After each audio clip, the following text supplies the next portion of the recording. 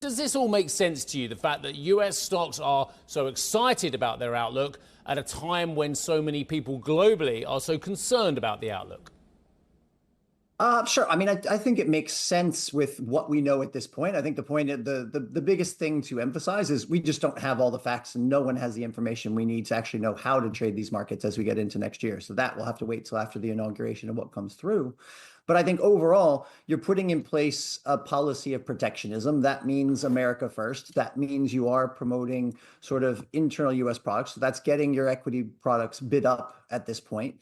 And I think when you look on the macro side, what we have the biggest conviction around is that US inflation will be higher than what was expected and global growth will be lower than what was expected. So that brings things like the Fed into question. That brings the easing from other foreign central banks more likely to accelerate. And I think that starts to bring in some of the debates we're having around whether the ECB starts to speed up here, whether the Fed's going to continue to cut. And I think that's what then starts to take you into your bond yields and your FX markets. But my problem is the same, Richard. I have many problems, obviously. But Richard, you made the point, no one knows what's going to happen. I think it was words to that effect. No one knows what's going to happen in the administration. But the markets aren't taking any prisoners. Again, when you look at the forward valuations of the S&P, they look extreme. And Karen just made the very graphic point there that it's not just the big tech names as well. It is across the board.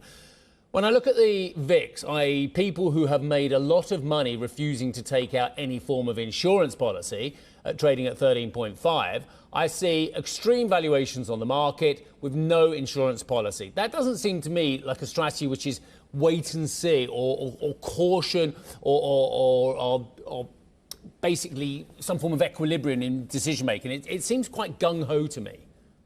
But I think you still have to start discounting what's coming through, right? I think the biggest negative that we have difficulties figuring out how much to price in is there's no such thing as a US firm or a European firm or a Chinese firm. All of these are multinationals. All of these, their production is spread across the world. Their inputs are spread across the world. Where they're selling is spread across the world. So when you start putting tariffs in there, it isn't clear exactly how that should spill out. But then the offset is you have discussion of deregulation. So that should be a positive as you go through. You have talks about tax cuts. That should be a positive for firms.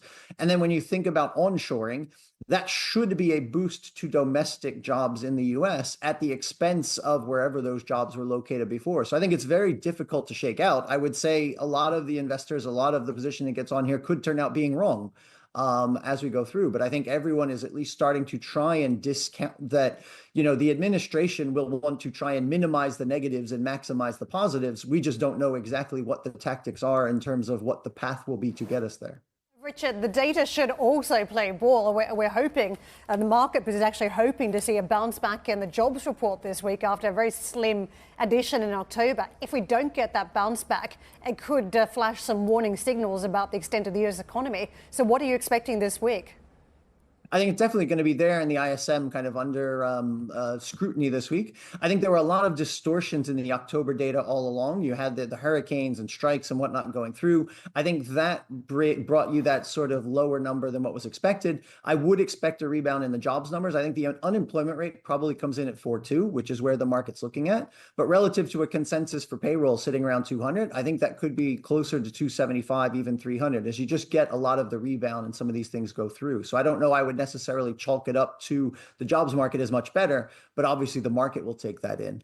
I think the offset will be ISM services probably has been on a over tear over the last several months. I think there you could see some disappointment and pulling back, but still you're in growth on that side of things. It's manufacturing that continues to contract.